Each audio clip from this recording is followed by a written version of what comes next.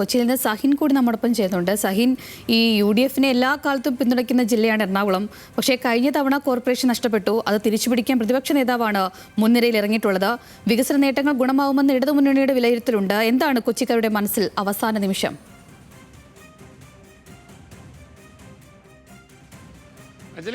അഞ്ജലി സൂചിപ്പിച്ചതുപോലെ തന്നെ UDFന് എപ്പോഴും അനുകൂലമായി നിൽക്കുന്ന ഒരു ജില്ല എന്ന വിശേഷണം എറണാകുളത്തിനുണ്ട്. പക്ഷേ ഇത്തവണ അത് അങ്ങനെ ആയിരിക്കുമോ എന്ന് കാത്തിരുന്ന് കാണേണ്ടതാണ്. എന്തായാലും കൊച്ചി കോർപ്പറേഷനും ജില്ലാ പഞ്ചായത്തുകളുമാണ് എറണാകുളം ജില്ലയിൽ സുപ്രധാനമെന്ന് പറയുന്നത്. കൊച്ചി കോർപ്പറേഷൻ കഴിഞ്ഞ തവണ നമുക്കറിയാവുന്നതുപോലെ തന്നെ ഇടതുമുന്നണി ഭരിച്ചിരുന്ന ഒരു ജില്ല കൂടിയാണ് കൊച്ചി കോർപ്പറേഷൻ. ഇത്തവണ അതിലൊരു മാറ്റം വരും എന്നുള്ള പ്രതീക്ഷയിലാണ് UDF. എന്നാൽ അത് വിട്ടുകൊടുക്കില്ല എന്ന നിലപാടിൽ തന്നെയാണ് ഇടതുമുന്നണിയും നിലനിൽക്കുന്നത്.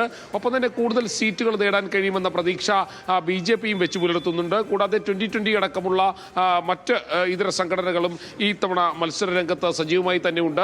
ഒപ്പം തന്നെ ജില്ലാ പഞ്ചായത്തിലും വാശിയേറിയ മത്സരം തന്നെയാണ് കൊച്ചിയിൽ ആകമാനം നടക്കുന്നത്.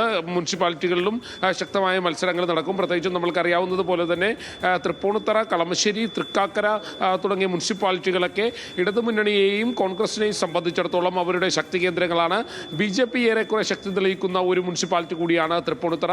അങ്ങനെ ശക്തമായ മത്സരമാണ് ഇത്തവണ എറണാകുളം ജില്ലയിൽ ആഗമനം നടക്കുക. പ്രത്യേകിച്ചും കൊച്ചി കോർപ്പറേഷനിൽ ഇഞ്ചോടിഞ്ചോടുള്ള പോരാട്ടമാണ് നടക്കുക എന്നുള്ളതാണ് ഇരു മുന്നണികളും വിശേഷിപ്പിക്കുന്നത്. ഒപ്പം തന്നെ നേരത്തെ സൂചിപ്പിച്ചതുപോലെ തന്നെ ഇടതു മുന്നണിയെ സംബന്ധിച്ചിടത്തോളം അവരുടെ ഭരണം നിലനിർത്തുക എന്നുള്ളത് അഭിമാന പോരാട്ടത്തിൻ്റെ ഭാഗം കൂടിയാണ്. ഒപ്പം തന്നെ UDFനാവട്ടെ ശക്തമായ മത്സരം നടത്താൻ കഴിയുമെന്ന ഒരു പ്രതീക്ഷ കൂടിയുണ്ട്. ഇപ്പോൾ മോക്ക് പോളിംഗ് പലയിടങ്ങളിലും നടന്നുകൊണ്ടിരിക്കുകയാണ്. പലയിടങ്ങളിലും രാവിലെ മുതൽ തന്നെ ഏജന്റുമാരൊക്കെ തയ്യാറായി കഴിഞ്ഞിരിക്കുന്നു. എങ്ങനെയാണ് രാവിലെ ശക്തമായിട്ട് തന്നെയാണോ ഇറങ്ങിയേക്കുന്നത്? അതെ, വളരെ ശക്തമായിട്ടാണ് UDF പ്രാവശ്യം ഇറങ്ങിയേക്കുന്നത്. വളരെ ഐക്യത്തോടുള്ള പ്രവർത്തനവും വളരെ മെച്ചപ്പെട്ട പ്രവർത്തനവും ഈ 52 ഡിവിഷനിൽ UDFന്റെ ഭാഗത്തുണ്ട്. അത് ഉറപ്പാണ്. അപ്പോൾ തന്നെ എങ്ങനെയുണ്ട്? ഇതൊരു വികസനത്തിന്, നമ്മുടെ കൊച്ചിൻ കോർപ്പറേഷൻ്റെ വികസനത്തിന് വേണ്ടിയിട്ട് ഉള്ള വോട്ടായിരിക്കും ജനങ്ങളുടെ പ്രതികരണം. അങ്ങനെ തന്നെയാണ് മനസ്സിലാക്കാൻ കഴിയുന്നത്. എന്തായാലും മാഡം എല്ലാം ശക്തമാണോ സാറേ? എല്ലാം റെഡി ആയിക്കൊണ്ടിരിക്കുന്നു. മോക്ക് പോളിംഗ് കഴിഞ്ഞു, അടുത്ത ഘട്ടത്തിലേക്ക് പോകും. അടുത്ത ഘട്ടത്തിൽ നടന്നുകൊണ്ടിരിക്കുന്നത് അത് തന്നെയാണ്. അത് കൃത്യമായി തന്നെ കാണിച്ചു കൊടുക്കുന്നുണ്ട്. ഓരോ സ്ഥാനാർത്ഥികളുടെയും പ്രതിനിധികളെ കൃത്യമായി തന്നെ കാര്യങ്ങൾ കാണിച്ചു കൊടുക്കുന്നു. ബൂത്ത് ഏജന്റുമാരെ കാര്യങ്ങൾ കാണിച്ചു കൊടുക്കുന്നു.